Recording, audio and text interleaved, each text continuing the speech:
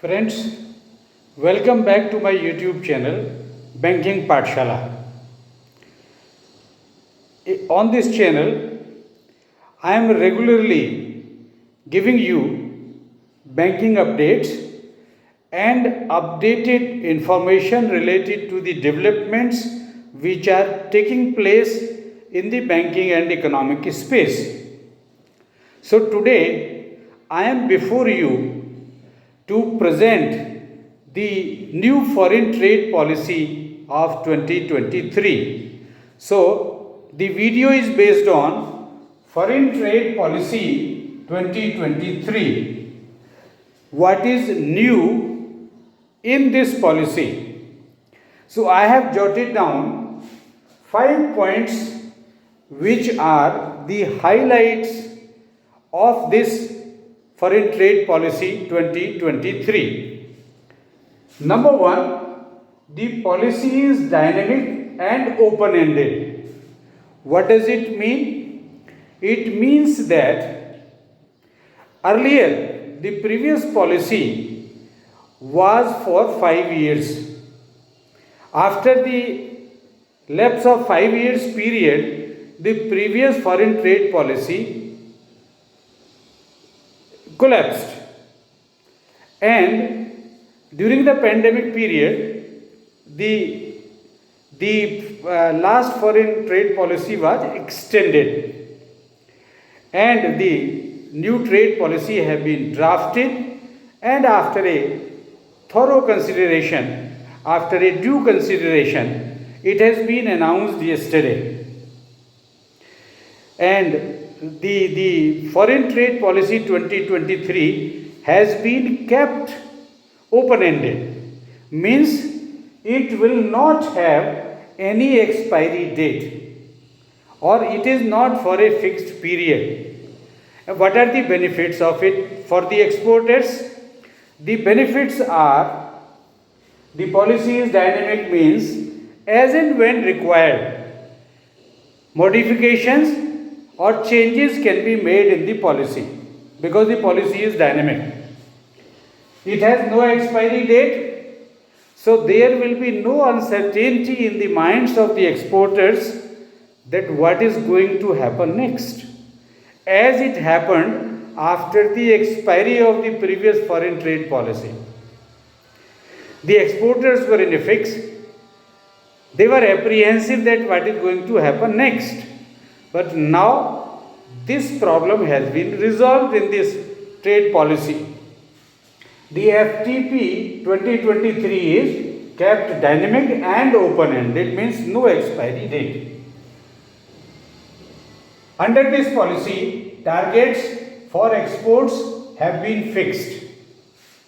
The target for 2030,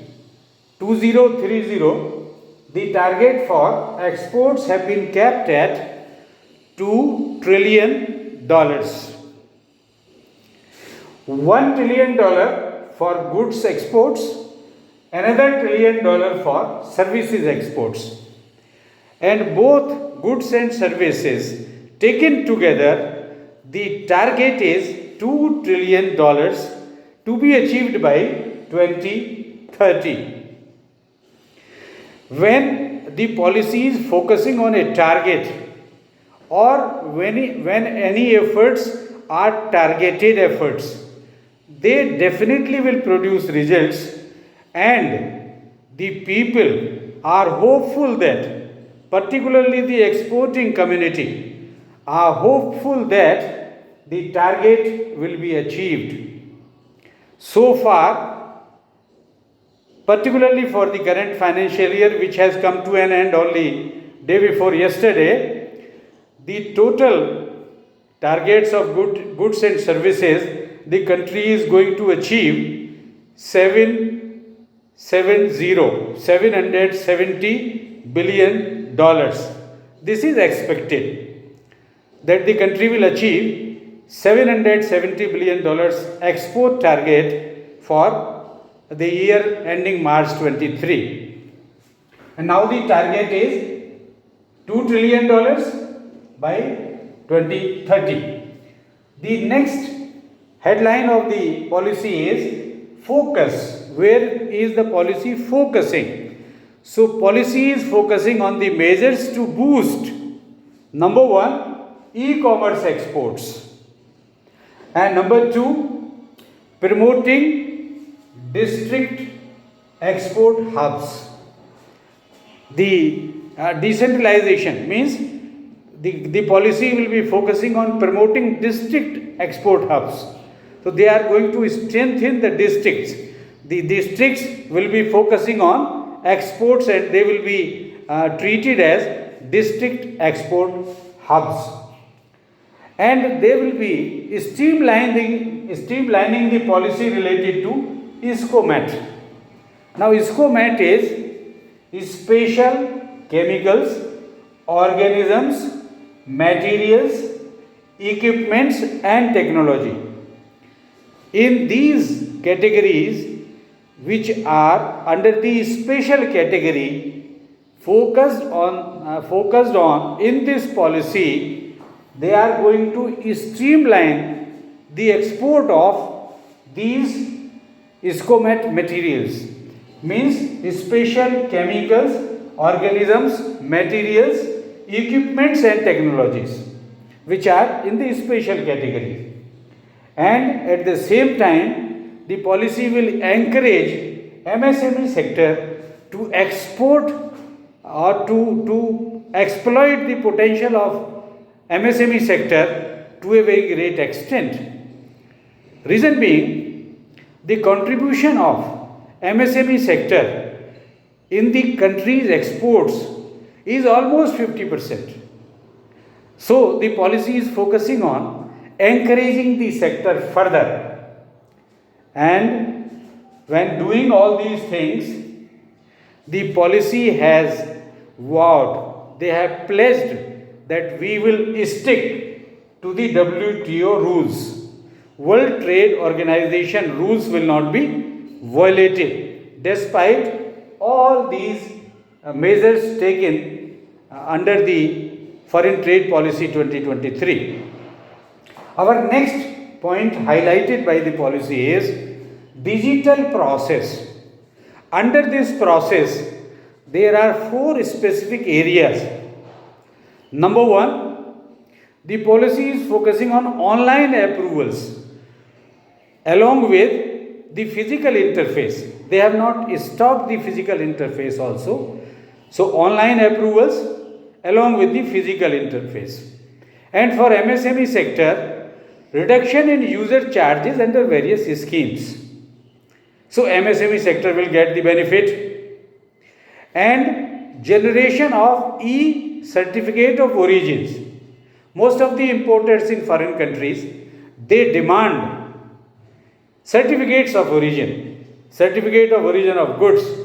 For that purpose, here the provision has been made that e-certificate of origin can be introduced or can be generated. And number 4, paperless filing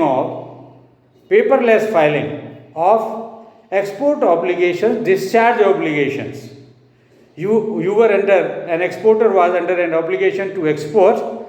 Once the shipment has been made, they can file paperless. Discharge, that obligation has been discharged. So discharge applications will be paperless. All these measures taken under digital process will reduce the time and cost both for the exporters. The last, trade in rupee, very important.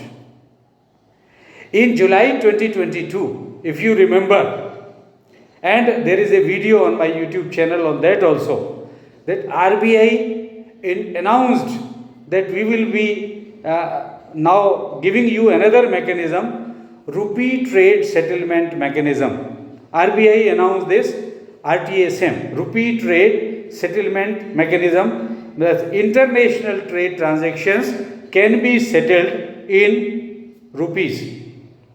That was announced in 2022. And so far, we have been settling these transactions, export-import transactions in INR, Indian rupee, with trade. with international trade with Russia, and we are importing lot of discounted oil from that country. So we are settling the obligations for payment, making payments in rupees. So far, RBI has approved 18 countries and 60 banks for RBI has already given that permission. 18 countries and 60 banks for opening special rupee Vostro accounts, so that the international trade with them, with those countries, can be settled in rupees. These days, because of the Russia and Ukraine conflict, most of the countries are facing a problem. That specific problem is shortage of dollars available with them, and they all are looking for an alternative. Our central bank, means RBI, has already provided them this mechanism, and most of the countries are coming forward.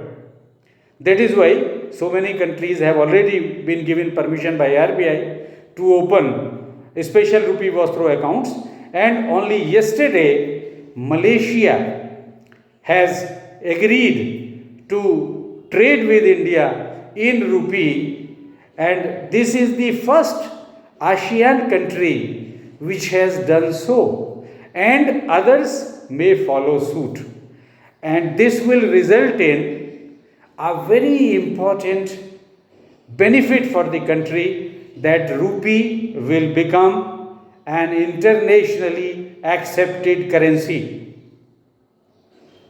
So, with these words and with a hope that sooner it is better that our rupee must become an international currency, and the dominance of the dollar must be reduced, must be finished. I conclude my video with this happy note, with an appeal to you that you please subscribe to my YouTube channel, and also like and share my videos. Press the bell icon button as well, so that you get my notifications in time always. Thank you very much. I am signing off.